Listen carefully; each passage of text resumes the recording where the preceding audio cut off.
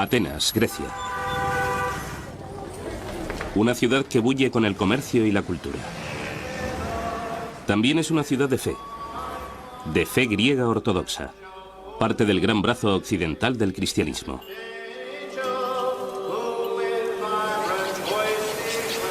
Pero aquí hubo otro mundo, del cual solo quedan fascinantes fragmentos.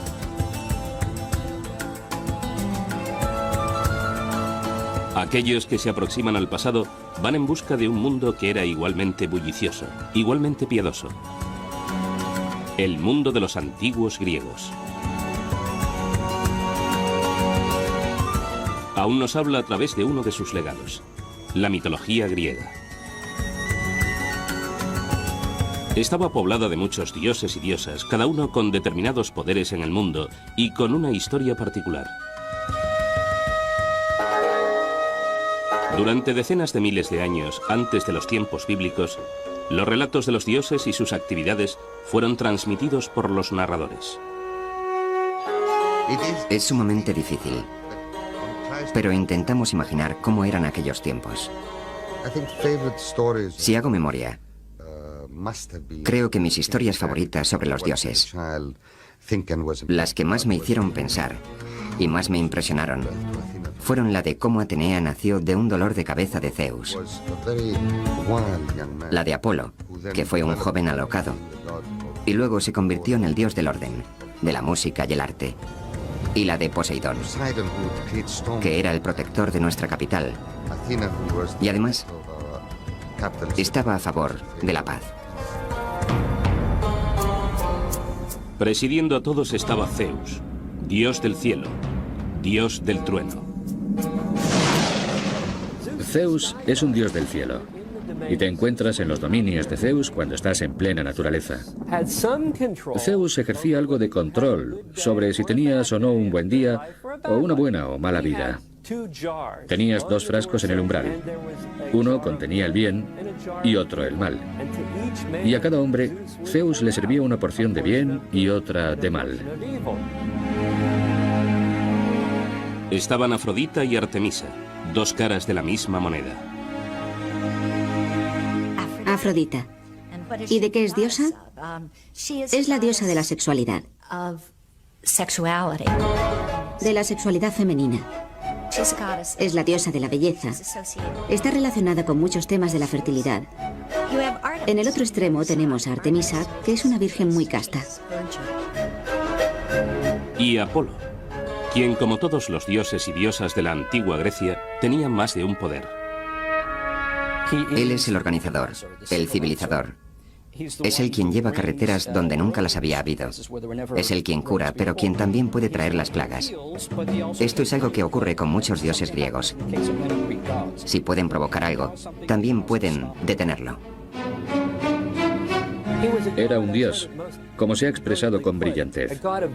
Un dios distante y, por lo tanto, trataba con la gente no cara a cara y cuerpo a cuerpo. Se le daba mejor disparar su arco y matar a la gente desde muy lejos. Por consiguiente, sus amores también era mejor mantenerlos a distancia. Estos dioses y diosas evolucionaron conforme los antiguos griegos intentaban encontrar sentido, y tal vez fue en un mundo que con frecuencia suponía un desafío. Sus historias fueron adornadas y alteradas con el tiempo a medida que distintas civilizaciones entraron en contacto con la antigua Grecia. Grecia ha estado habitada desde aproximadamente el año 700 a.C. Y hubo invasiones de pueblos de Oriente Medio y del norte. Y cada invasión no condujo a que hubiera otro grupo de divinidades, sino a más estratos de divinidades añadidos a las ya existentes. De modo que los dioses griegos son una amalgama de múltiples culturas, sobre todo de culturas de Oriente Medio. Los dioses griegos tenían tal diversidad que no se parecen a ninguno de los muchos otros dioses de la cuenca del Mediterráneo, porque incorporaron elementos de los muchos pueblos que les rodeaban y no se corresponden claramente con los de sus religiones, digamos de la celta o la italiana. Estos relatos se transmitieron oralmente, pero en algún momento, en torno al año 750 a.C., fueron recopilados, organizados y escritos. Aunque los estudiosos discuten si uno o varios autores participaron en ese esfuerzo, la opinión generalizada es que fue obra de uno, Homero. Que sepamos, la auténtica cristalización de la mitología griega tuvo lugar hacia los tiempos de Homero, en el año 750 a.C. Y con Homero encontramos la creación de la mitología griega y la de los dioses. Homero le dio sus dioses a los griegos. Él les dio, de hecho, lo más parecido a una Biblia que tuvieron los griegos. En el principio, nos dice Homero, estaba Océano, un espíritu con forma de un gran río circular e interminable que desembocaba en sí mismo. También había otra presencia, Tetis, a veces llamada la primera madre. Cuando finalmente se unieron, iniciaron la estirpe que con el tiempo produjo los dioses y diosas de los antiguos griegos. Unos 50 años después de Homero, el poeta Hesíodo escribió la Teogonía, en la que también describe la creación de los dioses. Pero según Hesíodo, el mundo empezó de otro modo. Primero existió una presencia sobrenatural llamada caos, con lo que Hesíodo quiere decir el vacío, no el desorden. Érase una vez el caos. Y tras el caos existió una diosa llamada Gea, la tierra. Y Gea se acostó, se casó y se unió a Urano, el cielo. Sin embargo, Urano no quería tener hijos. Se sentía amenazado por ellos e impidió que nacieran. Gea conspiró con Cronos, uno de sus hijos nonatos, quien castró a su padre, suponemos que desde el vientre de su madre.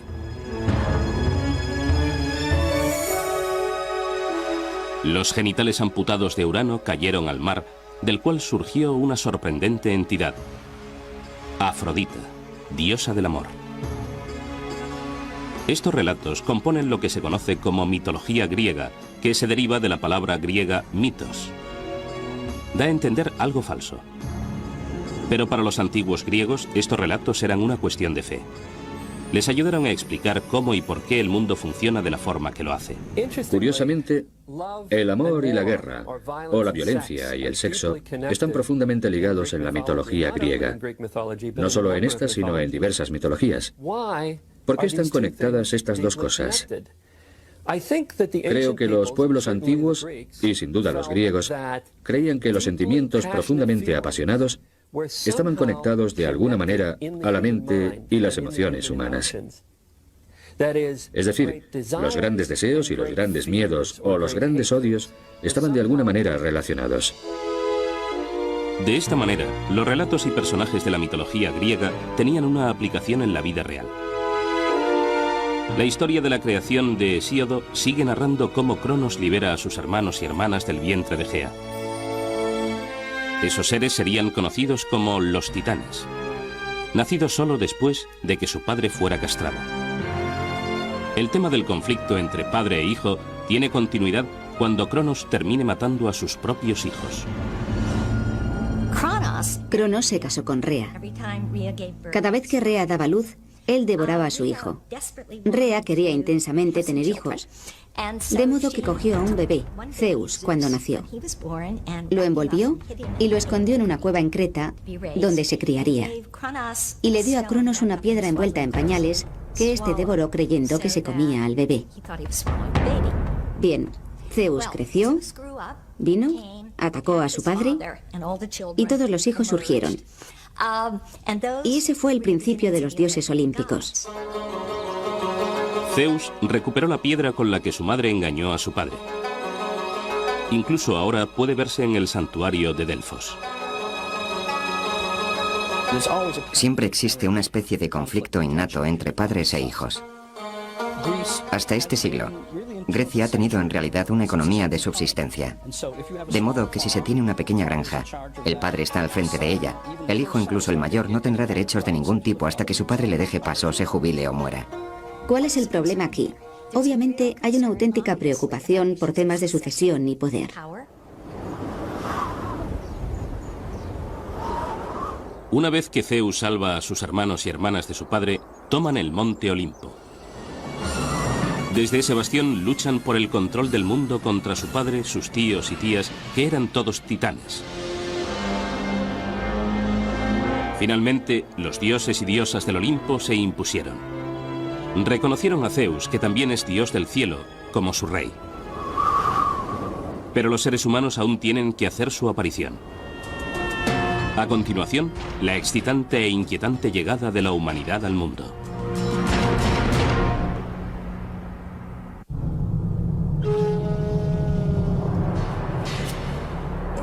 La narración de la creación en la mitología griega continúa en el relato de Hesíodo.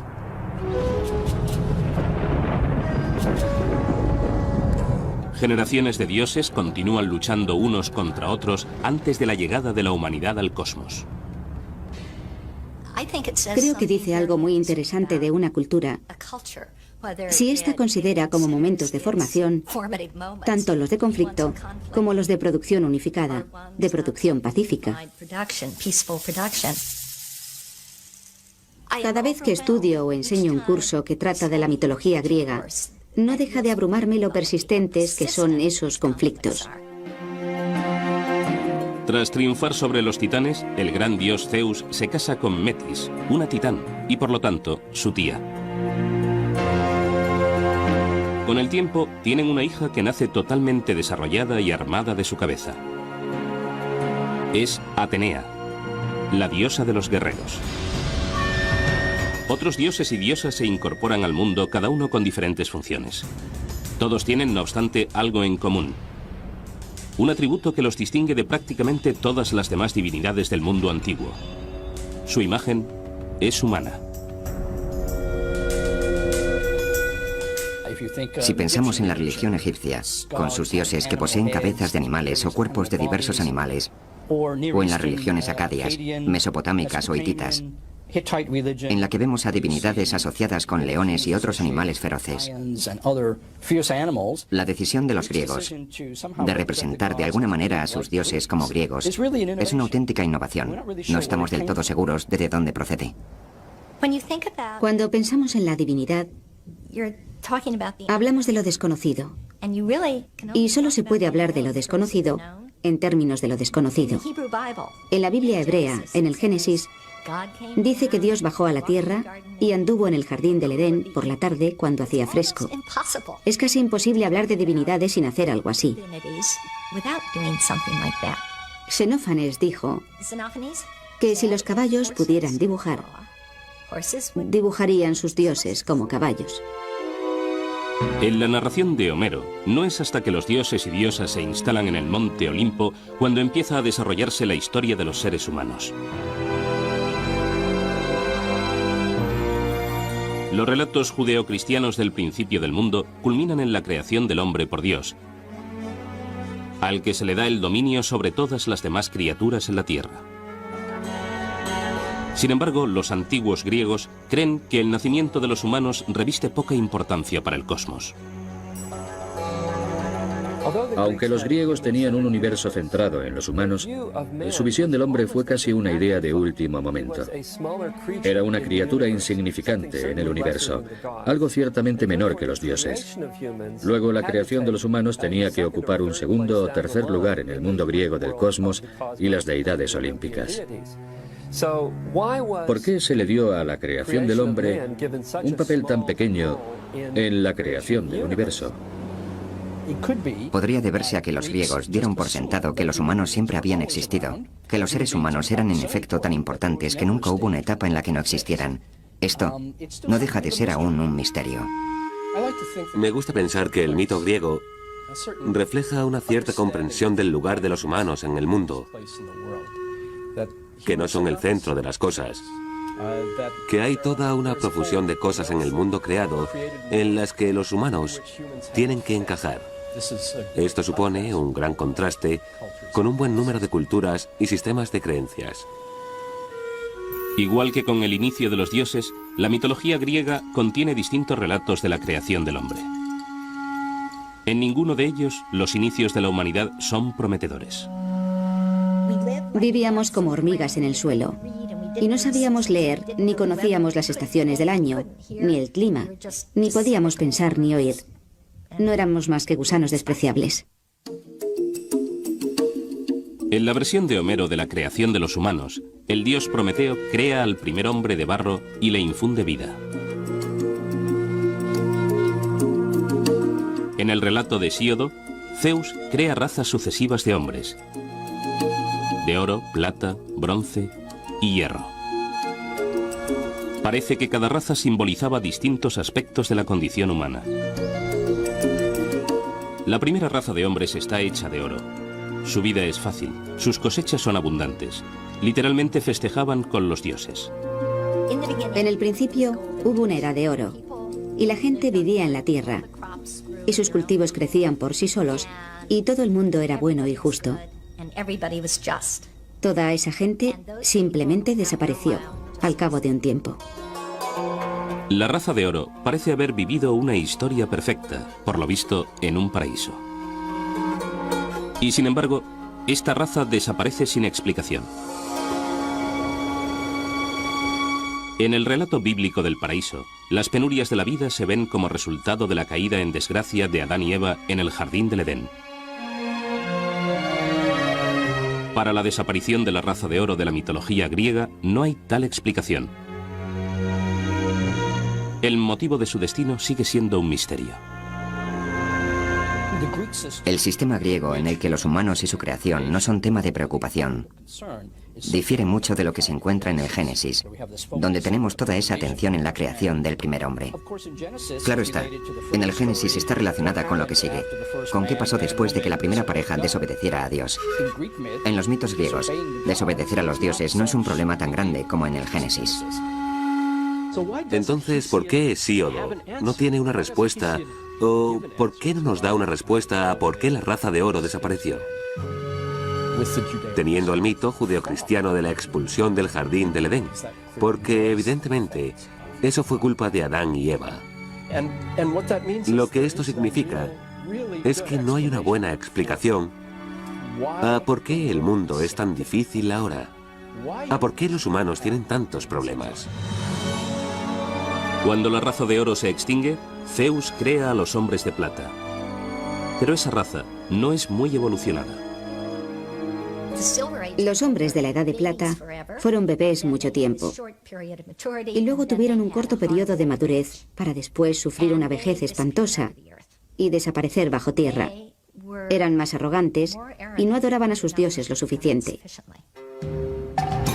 A continuación llegaron los hombres de bronce, que se exterminaron a sí mismos en constantes guerras. Finalmente apareció la raza de hombres que viven hoy día. De ellos se dice que son hombres de hierro. Así que, en esencia, la historia de la degeneración se ha trasladado a la era actual, donde muestra un equilibrio entre las diversas visiones de las cosas importantes de la vida para los griegos. A saber, su actitud hacia los dioses y hacia la guerra y hacia luchar por su ciudad-estado y sobre cómo congeniar o no los unos con los otros.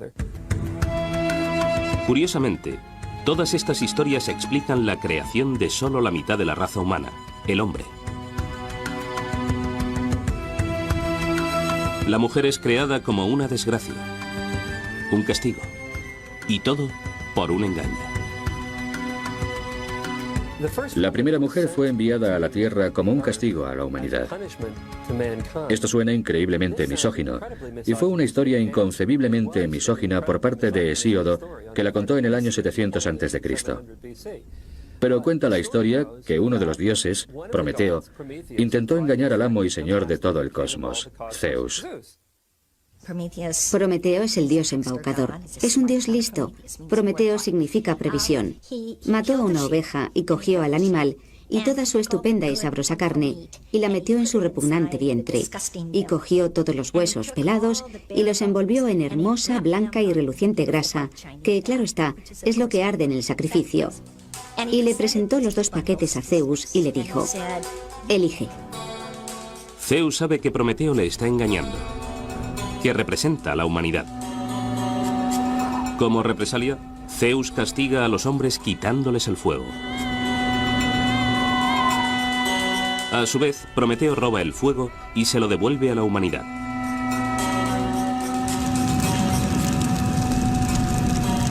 Y por robar y devolverle al hombre el regalo del fuego, fue castigado indirectamente por hacer que se creara una mujer que le fue entregada a los seres humanos. Ahora, Zeus no le dio ese objeto diabólico a la humanidad sin más. Lo llamó un mal hermoso. Es algo de lo que no puedes prescindir. Ella es un Kalón Kikón. En términos de los griegos, es una cosa hermosa y mala. Así que el mito griego, la poesía griega, gusta de expresarlo en ambos sentidos. Las mujeres son hermosas. Las mujeres son algo irresistible. Al mismo tiempo, las mujeres te hacen trabajar, así que son algo malo. Pienso que a lo largo de la mitología griega se observa un reiterado énfasis en la amenaza que representan las mujeres. La amenaza que suponen por tu necesidad de ellas, la necesidad de tener hijos y el temor muy real a perder el control debido al deseo. La incontenible sexualidad femenina amenaza al hombre. Zeus no le dio cualquier mujer al hombre. En efecto, le dio un Kalón Kikón, un hermoso mal. Su nombre es Pandora, y llegó con una caja repleta de males que esparció por el mundo. A continuación, ¿por qué la esperanza está en la caja de Pandora?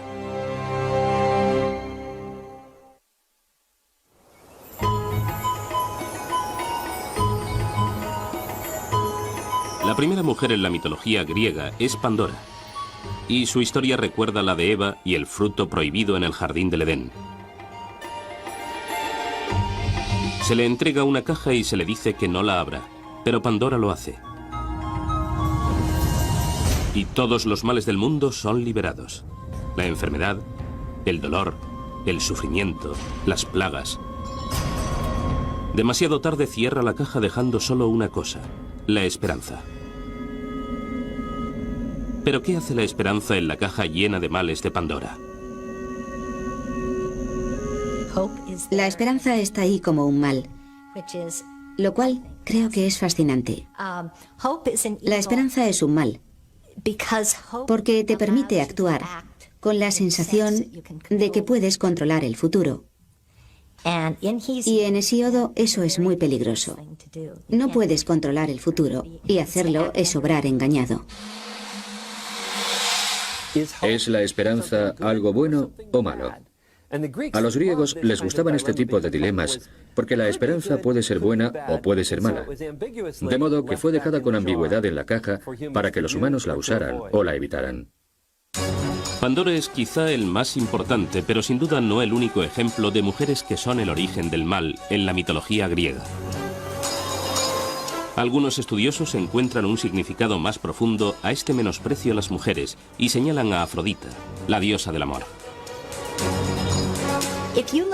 Si miramos a los mitos de Afrodita, que es lo más hermoso y sexualmente deseable que pueda haber, los hombres la temen. Vio a un hombre, un ser humano, Anquises, en una colina a las afueras de Troya y quiere acostarse con él. Se le aproxima y él le dice: «Eres demasiado hermosa para ser humana. Tienes que ser una diosa y no quiero acostarme contigo». Y ella le responde: «No, solo soy una doncella de los alrededores». De modo que se acuestan y cuando él despierta, ella ya ha adoptado su personalidad de diosa y él se aterra. Le aterra que vaya a ser castrado, que vaya a perder toda su fuerza. En contraste, los antiguos griegos creían que Atenea, una diosa sin papel sexual, era una gran fuerza del bien. Atenea es la protectora. Atenea es la divinidad guerrera que encabeza la guerra de defensa justa. Ella es la diosa de la ciudad y, en muchos sentidos, la divinidad más importante que tienen los atenienses. Y eso puede ser válido para muchas otras ciudades donde existe una acrópolis con un templo de Atenea en la cima. Por lo tanto, el mundo de los dioses y diosas griegos no es simplemente una colección pintoresca de relatos. sino una ventana a una civilización antigua, a sus ideas y a sus valores. El tipo de pensamiento indirecto que se observa en los mitos, el tipo de narraciones que saltan de un sitio al otro, que introduce criaturas extrañas, se parecen mucho a los sueños. De modo que creo que la pregunta es si los mitos griegos son de alguna forma la conciencia colectiva de la civilización griega, en una época temprana. De forma consciente o inconsciente, los dioses están muy presentes en la vida cotidiana de los antiguos griegos. En cada montaña, en cada planta, en cada una de las emociones que experimentaban, pensaban que detrás había un dios controlándolo todo.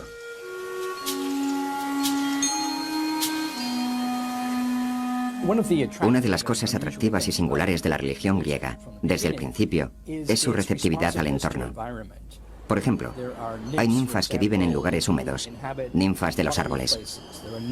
Hay un reconocimiento de que los ríos son una especie de fuerza religiosa. De esta forma, la religión griega tiene una cierta relación con la ecología moderna. Un reconocimiento de que hay lugares concretos que tienen un valor. Una especie de cualidad divina. Una cualidad sagrada. Los griegos tenían términos concretos para sagrado. De hecho, tenían varios términos para sagrado. Uno de ellos es Iros. Iros significa que pertenece a los dioses. En realidad, la palabra griega para religión es tagira, las cosas sagradas. De manera que las historias en la mitología griega se usan para explicar un mundo a menudo difícil y aleatorio.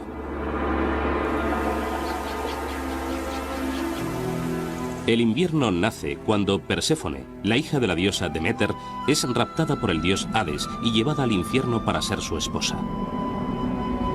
Deméter estaba terriblemente alterada por haber perdido a su hija y empezó a recorrer el mundo en su busca. No pudo encontrarla. Lloró, gimió, los cultivos no crecieron y por lo tanto los dioses no recibían suficientes sacrificios. Algunos dioses acudieron a Zeus y le dijeron: tienes que hacer que Perséfone vuelva con su madre, que ésta haga crecer los cultivos para que recibamos nuestros sacrificios y la gente no muera. Al final, a Perséfone se le permite volver con su madre, pero con una condición. Cada año, Perséfone tiene que pasar 3 meses con Hades. Es durante ese periodo que su madre Deméter, la diosa de la agricultura, está inconsolable, y de ahí que cada año los campos estén yermos durante el frío invierno. De ese modo, las grandes penurias de la vida eran explicadas. Las dificultades personales, sin embargo, a menudo se explicaban como producto de alguna ofensa a los dioses. Aquellos que ofendieran a los dioses eran castigados, no por una autoridad terrestre, sino por los propios dioses.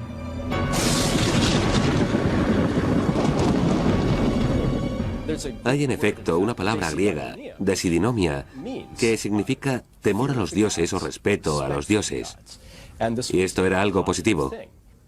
La vida se consideraba algo bastante precario y era preciso hacer todo lo posible para poner a los poderes que existieran de tu parte para mantenerte a salvo.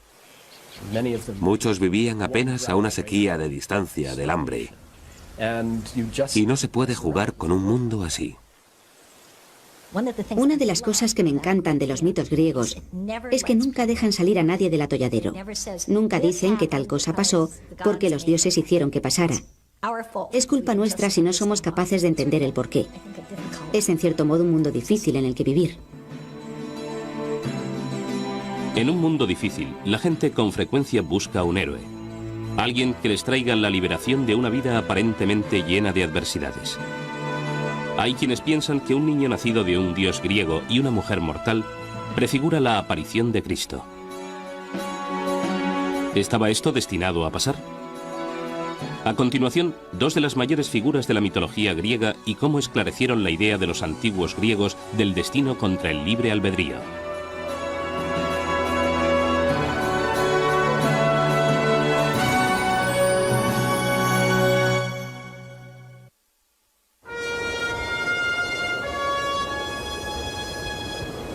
Una de las figuras más famosas de la mitología griega pudo haber contribuido a preparar el terreno para un acontecimiento posterior fundamental en la historia humana. Heracles, más conocido como Hércules, nace porque el gran dios Zeus deseó a una hermosa mujer mortal. Ella, sin embargo, es una esposa fiel. Zeus adopta la apariencia de su marido y consigue poseerla. El ultraje es aún más grave porque el propio Zeus está casado con una de sus hermanas, Hera. La idea de que los dioses no siempre son éticos, no siempre son honestos, es una que tiene sentido cuando piensas en ello. Y los griegos parecieron sentirse a gusto con ella durante muchos siglos.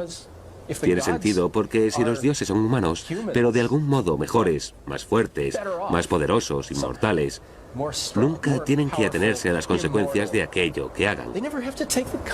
Mientras que los humanos, sí.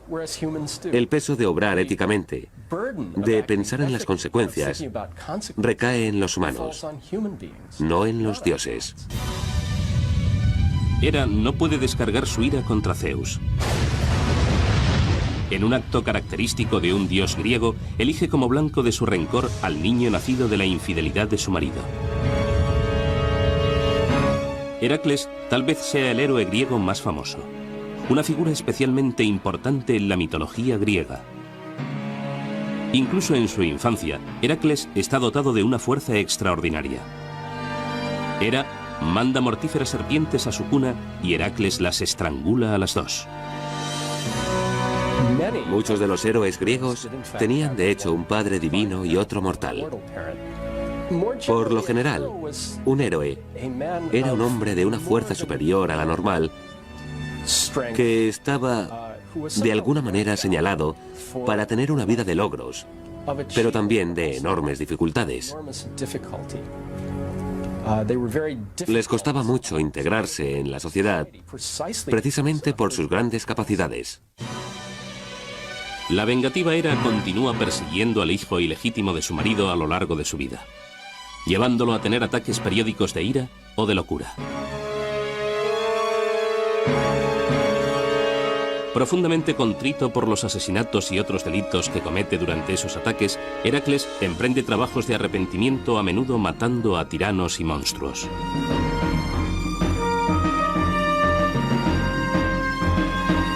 Al final de su vida, a Heracles le es concedida la inmortalidad y llevado por su padre, Zeus, a vivir con él en el monte Olimpo.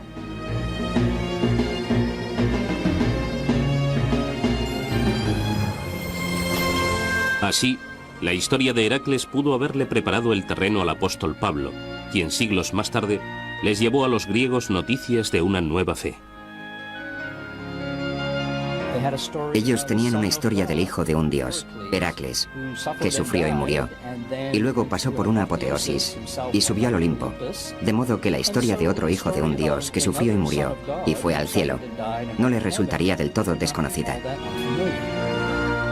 De igual forma, la idea de que un dios puede adoptar forma humana y parecer uno de nosotros era totalmente aceptable para un auditorio griego pagano.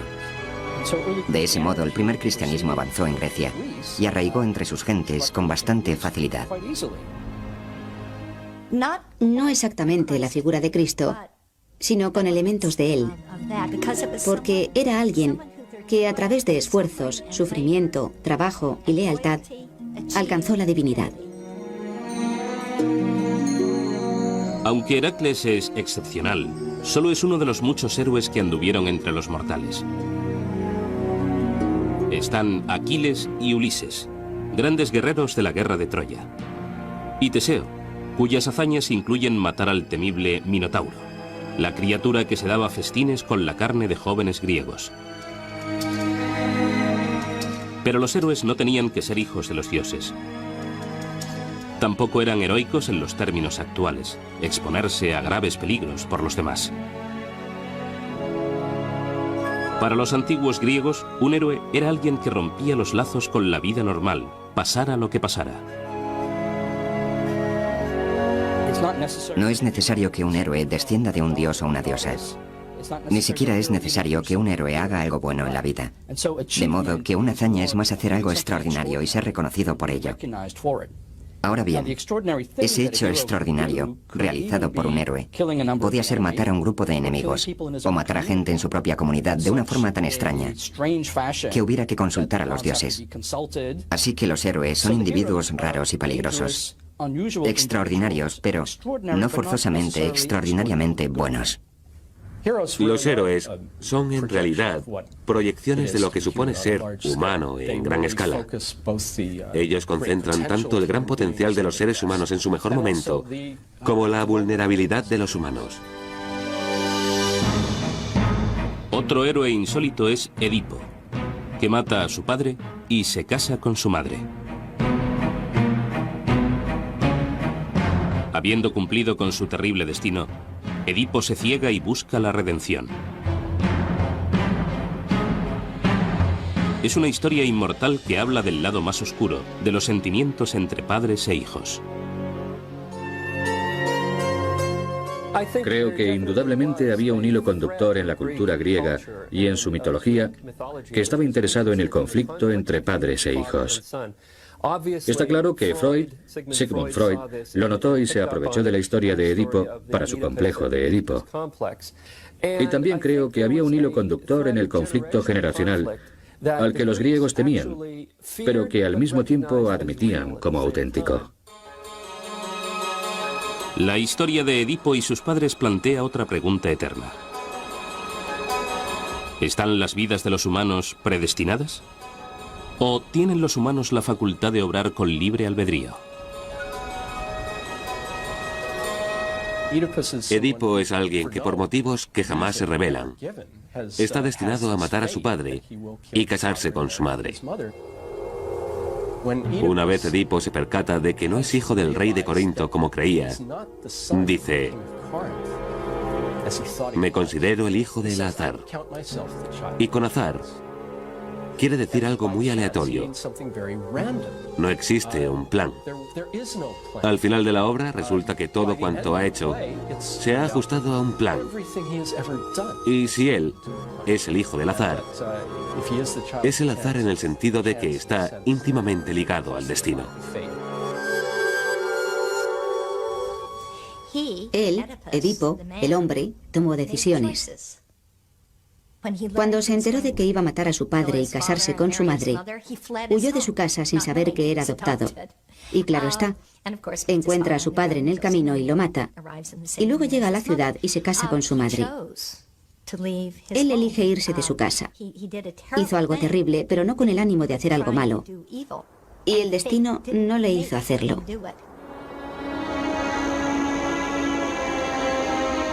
El problema del destino de una persona contra el papel del libre albedrío era de tal importancia para los antiguos griegos que personificaron al destino en la forma de 3 diosas.